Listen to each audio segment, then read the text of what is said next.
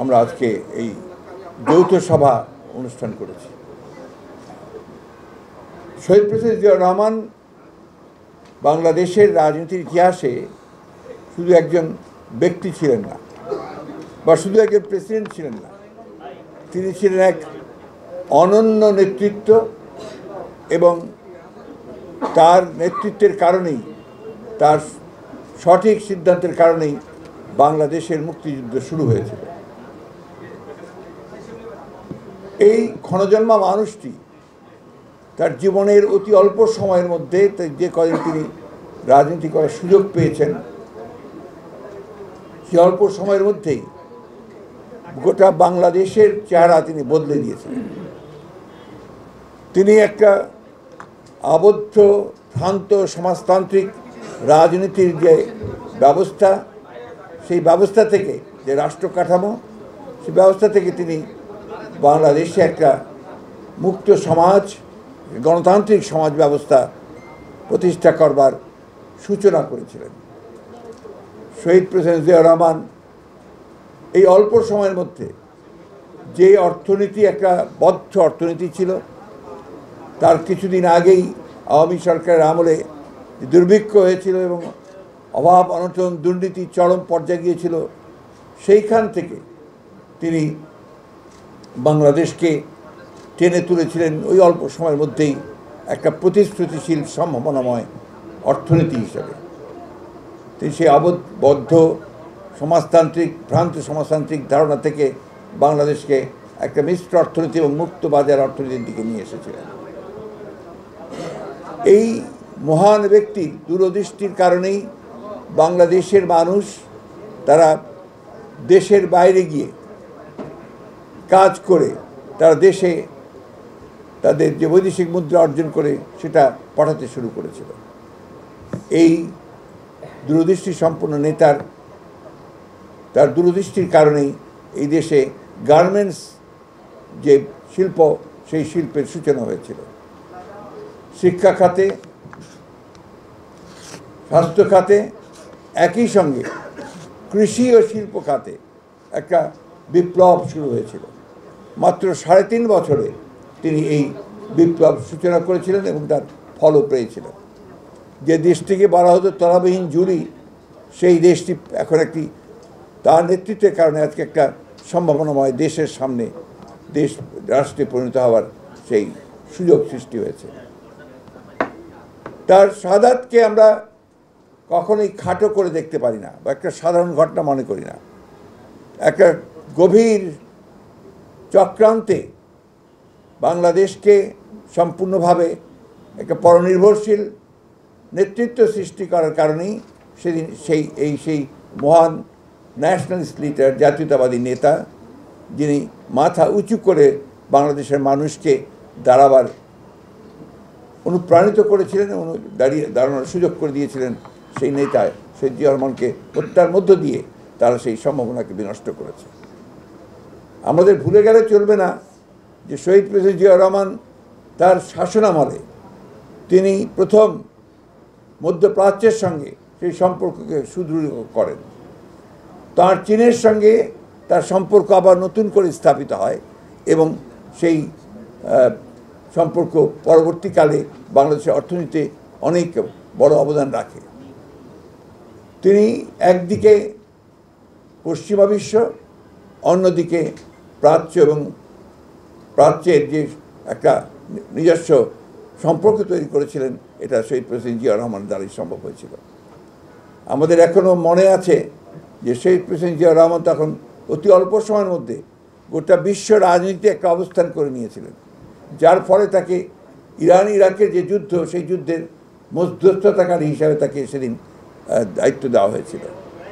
একই সঙ্গে আপনি যদি আজকে হজ করতে যান, তাহলে দেখবেন যে সৌদি আরবে সেই আরাফাতের ময়দানের পাশেই সেই যে গাছগুলো, নিম গাছ, যেটাকে সৌদিরা বলে যে জিয়া গাছ, সেই জিয়া গাছ আজকে সমস্ত ওই সৌদি আরবে এখন ছড়িয়ে পড়েছে।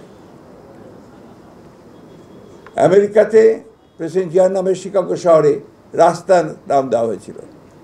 তুরস্কে প্রেসিডেন্ট জিয়াউর রহমানের সময় রাস্তার নাম দেওয়া হয়েছিল। এখানে প্যালেস্টাইনের নেতা ইয়াসির আরাফাত তিনি ঢাকায় এসেছিলেন। কিউবার ক্যাস্ট্রোর সঙ্গে প্রেসিডেন্ট জিয়ার যে সৌহার্দ্যপূর্ণ সম্পর্ক স্থাপন হয়েছিল, এই বিষয়গুলো আমরা কখনোই ভুলে যেতে পারি না। আজকের যারা শাসক গোষ্ঠী, যারা জবরদখল করে ক্ষমতা দখল করে আছে, যারা প্রেসিডেন্ট জিয়া রহমানের নামটাকে মুছে ফেলতে চায়, ইতিহাস থেকে মুছে ফেলতে চায় এবং তাকে একটা খলনায়কে পরিণত করবার জন্যে তারা তাদের কাজ তারা শুরু করেছে। একেবারে প্রাথমিক স্কুলের প্রাথমিক পর্যায় থেকে শুরু করে সব জায়গায় তারা একই ধরনের কথা বলছে এবং সম্পূর্ণভাবে ইতিহাসকে বিকৃত করা হচ্ছে। কয়েকদিন আগে আওয়ামী লীগের সাধারণ সম্পাদক তিনি বলেছেন জিয়াউর রহমান নাকি বাকশালে যোগ দিয়েছিলেন। এটা একটা উনি পুরোপুরিভাবে একটা সত্যের অপরাধ করেছেন। মেজর হাফিজ যিনি তার ওই সময়ে সহকর্মী ছিলেন, তিনি আমাকে বলেছেন যে একটা সম্পূর্ণ মিথ্যা কথা, জিয়াউর রহমান সাহেব কখনোই বাকশালে ফর্ম পূরণ করেননি। এইভাবে মিথ্যা কথাগুলো বলে বলে তারা জিয়াউর রহমান সাহেবকে একটা আপনার ভিন্নভাবে পরিচিত করতে চায়। প্রিয় সাংবাদিক বন্ধুগণ, এটা কিন্তু কোনো বিচ্ছিন্ন ঘটনা নয়। বাংলাদেশের যে সামগ্রিক চিত্র, সেই চিত্রতে দেখা যাবে যে জিয়াউর রহমান ছিলেন সেই নেতা যিনি দেশকে একটা ভয়াবহ বিপর্যয় থেকে রক্ষা করে গোটা জাতিকে, বিভক্ত জাতিকে ঐক্যবদ্ধ করে মাথা উঁচু করে দাঁড়াবার একটা নেতৃত্ব দিয়েছিলেন। তিনি সেই নেতা যিনি বাংলাদেশকে বিশ্ব দরবারে একটা মর্যাদার আসনে প্রতিষ্ঠা করতে সক্ষম হয়েছিলেন। তিনি বাংলাদেশে বহুদলীয় রাজনীতি প্রবর্তন করেছেন, যেটা আজকের প্রেক্ষিতে সবচেয়ে গুরুত্বপূর্ণ। এরা গণতন্ত্রের কথা বলে বলে তারা গণতন্ত্রকে ধ্বংস করেছে বরাবর। প্রেসিডেন্ট জিয়া একজন সামরিক কর্মকর্তা হয়ে তিনি বহুদলীয় গণতন্ত্র প্রবর্তন করেছিলেন এবং তারপরে তারই উত্তরসূরি দেশনেত্রী Begum Khaleda Zia parliamentary form of government নিয়ে এসেছিলেন। এগুলো হচ্ছে বাস্তবতা, সেগুলোকে তারা পুরো অস্বীকার করতে চায়। কিন্তু আমরাই একথা দৃঢ় কণ্ঠে বলতে চাই যে প্রেসিডেন্ট জিয়া গণতন্ত্রের সূচনা করেছিলেন, হারিয়ে যাওয়া গণতন্ত্রকে, এবং তারই আমরা সেই গণতন্ত্রের প্রাতিষ্ঠানিক রূপ দেওয়া শুরু হয়েছিল। আজকে বাংলাদেশে যে ভয়াবহ অবস্থা সৃষ্টি হয়েছে, তার প্রেক্ষিতে প্রেসিডেন্ট জিয়াকে বারবার আমাদের স্মরণ করতে হবে, তাকে অনুসরণ করতে হবে। আজকে বাংলাদেশেই দেখুন কত বড় লজ্জার কথা, ইটস এ শেম যে আজকে সাবেক সেনাপ্রধানকে আমেরিকা থেকে স্যাংশন দেওয়া হয়েছে, যেটা আমাদের জন্য, জাতির জন্য অত্যন্ত লজ্জাকর। যেটা দায়ীকে দায়ী সম্পূর্ণ হয় সরকার, এই সরকার, শাসক গোষ্ঠী। তারা সেনাবাহিনীকে অন্যায়ভাবে ব্যবহার করার চেষ্টা করার কারণেই আজকে এই ঘটনাটা ঘটেছে। আজকে অনেকবারই বলা হয়েছে, বিভিন্ন খান থেকে বলা হয়েছে, মিডিয়াগুলো থেকে বলা হয়েছিল, বিশেষ করে বাইরের মিডিয়াগুলো থেকে, এই সেনাবাহিনী প্রধান আজিজের কথা, কিন্তু সরকার সেই ব্যাপারে কোনো ব্যবস্থা গ্রহণ করেনি। শুধু তাই নয়, এখনও তারা যেটা বলছে সেটা হচ্ছে এটা নাকি আপনার রাজনৈতিক কথাবার্তা। এইভাবে তো আপনার একটা দেশকে, তার জাতিকে, তার মর্যাদা থেকে সম্পূর্ণ ধ্বংস করে দেওয়া, তার অনারকে কেড়ে নেওয়া, এটার অধিকার কারণেই একটা প্রতিষ্ঠান। সেনাবাহিনী হচ্ছে আমাদের একটা সবচেয়ে ভরসার স্তর, একটা প্রতিষ্ঠান। সেই সেনাবাহিনীকে আজকে যদি এইভাবে তাদের কারণে, সরকারের কারণে তাকে হেয় প্রতিপন্ন করা হয়, সেটা কখনোই এই দেশের মানুষ মেনে নেবে না। আজকে দেখুন, আজকে গতকাল আপনার ঢাকা বিশ্ববিদ্যালয়ে গোলাম মওলা রনির গাড়িতে হামলা হয়েছে। কেন? কারণ একটাই, যে গোলাম মওলা রনি তার বিভিন্ন বক্তব্যের মধ্য দিয়ে সে সরকারের সমালোচনা করে। অর্থাৎ সমালোচনা করা যাবে না। একজন সাবেক সংসদ সদস্য, জনপ্রিয় একজন নেতা, তাকে তারা সেই ঢাকা বিশ্ববিদ্যালয়ের মধ্যে তাকে আক্রমণ করেছে, তাকে হত্যার উদ্দেশ্যে। একইভাবে আমাদের ছাত্র দলের সাবেক সভাপতি, আমাদের কেন্দ্রীয় কমিটির সদস্য শ্রাবণ, তাকে সেগুনবাগিচায় ছাত্রলীগের সন্ত্রাসীরা আক্রমণ করেছে, নির্মমভাবে তাকে চাপাতি দিয়ে তাকে আক্রমণ করেছে, কুপিয়েছে। এই যে ভয়াবহ একটা অবস্থা, এই অবস্থা তারা সারা দেশে বহাল রেখেছে। এবং এই যে ভয়, ভীতি দেখানো, শুধু তাই নয়, আমি এর আগেও বহুবার বলেছি, তারা রাষ্ট্রযন্ত্রকে ব্যবহার করছে। এই রাষ্ট্রযন্ত্রকে ব্যবহার করেই তারা তাদের এই যে ত্রাসের রাজত্ব সৃষ্টি করে ক্ষমতাকে কুক্ষিগত করা, এই কাজটা তারা করে যাচ্ছে। আমাদের নেতা শহীদ প্রেসিডেন্ট জিয়া রহমান গণতন্ত্রকে বহুমুখী করেছিলেন, মাল্টিন্যাশনাল ডেমোক্রেসি নিয়ে এসেছিলেন। আর তারা কি করেছে? তারা একদলীয় শাসন ব্যবস্থা বাকশাল প্রতিষ্ঠা করেছিলেন। এই বাকশাল প্রতিষ্ঠা করে তারা একটা ব্যক্তি এবং একটা দলের রাজত্ব সারা জীবনের জন্য সৃষ্টি করার চেষ্টা করেছিল। এখন আবার নতুনভাবে সেই চেষ্টাটাই করে যাচ্ছে। তাই আমি প্রিয় সাংবাদিক ভাইদেরকে অনুরোধ করব, এই শাহাদাত বার্ষিকীর যে আমাদের কর্মসূচিগুলো আমরা নেব, সেই কর্মসূচিগুলো যেন আমাদের সঠিকভাবে জনগণের কাছে আপনারা পৌঁছে দেওয়ার ব্যবস্থা করতে পারেন, আমি সেই অনুরোধ আপনাদেরকে করব। একই সঙ্গে এই অনুরোধ করব যে জনগণকে তার অধিকার আদায়ের ক্ষেত্রে তাকে আবার সচেতন হওয়ার জন্য আপনারা তবে আপনাদের দয়া করে তাদের ভূমিকা পালন করবেন, জনগণের কাছে এই পৌঁছে দেবেন। এখন আমরা এই শাহাদাত বার্ষিকী উপলক্ষে আমরা 15 দিনের কর্মসূচি গ্রহণ করেছি। এই 15 দিনের কর্মসূচিতে আমাদের মূল দল, অঙ্গ সংগঠনগুলো, সহযোগী সংগঠনগুলো তারা তাদের কর্মসূচি পূর্ব নির্ধারণ করে আপনাদেরকে পরে জানিয়ে দেওয়া হবে। একই সঙ্গে বিভাগে, প্রত্যেকটি বিভাগে আপনার কর্মসূচি নেওয়া হবে, জেলাগুলোতে কর্মসূচি হবে, উপজেলাগুলোতে কর্মসূচি গ্রহণ করা হবে। সেইভাবেই আমরা এখানে আলোচনা হয়েছে এবং সেই সিদ্ধান্ত হয়েছে। এবং সেটা হবে আপনার আমাদের 28 তারিখ থেকে 28শে মে থেকে 11ই জুন পর্যন্ত। এর মধ্যে আমাদের সবচেয়ে 30 তারিখে, অর্থাৎ আপনার শাহাদাত বার্ষিকী যে শাহাদাত দিবস, সেই দিনটিতে আমাদের যেটা কর্মসূচি থাকে সেটা হচ্ছে আপনার শহীদ প্রেসিডেন্ট জিয়া রহমানের মাজার জিয়ারত, এবং ওদিন আর কি থাকবে 30 তারিখে সকালে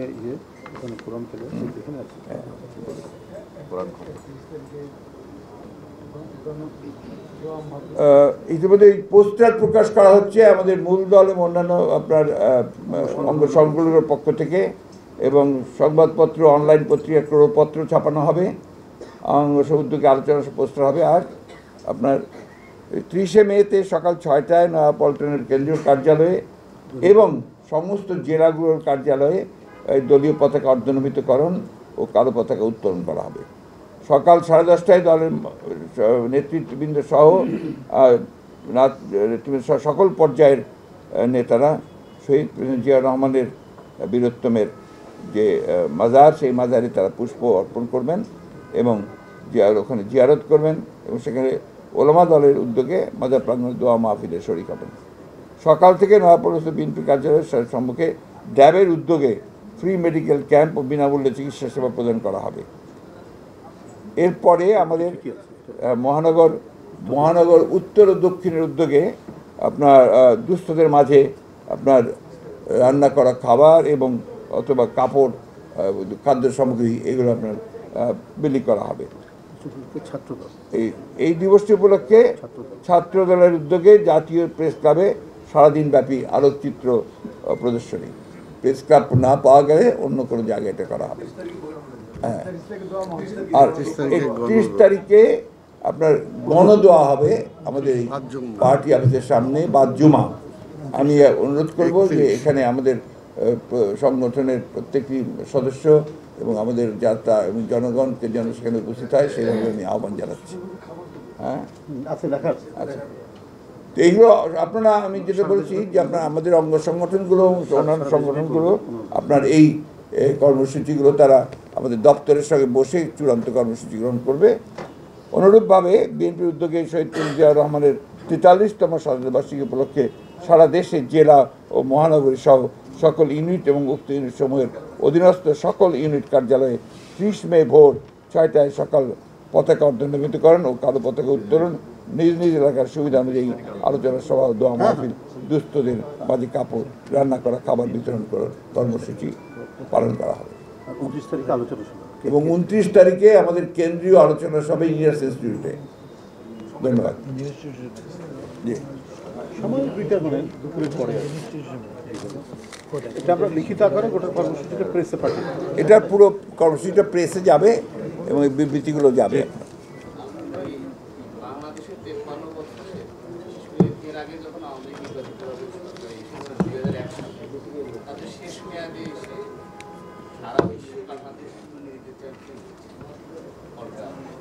হয়েছিল, জি। এবার সারা বিশ্বে গত কয়েক বছর বাংলাদেশের স্যাংশন কান্ট্রি হিসেবে বাংলাদেশ সারা বিশ্বে বাংলাদেশের ভবিষ্যৎ তো বাংলাদেশের ভবিষ্যৎ যেটা আমরা মনে করি যে এটা অবশ্যই একটা ভালো ভবিষ্যৎ আছে, কারণ বাংলাদেশের জনগণ তো কখনো পরাজয় স্বীকার করে না। আজকে এই শাসক গোষ্ঠী আওয়ামী লীগ তারা পরিকল্পিতভাবে বাংলাদেশকে একটা ব্যর্থ রাষ্ট্রে পরিণত করার চেষ্টা করছে, এবং আজকে আন্তর্জাতিক বিশ্বে বাংলাদেশের যে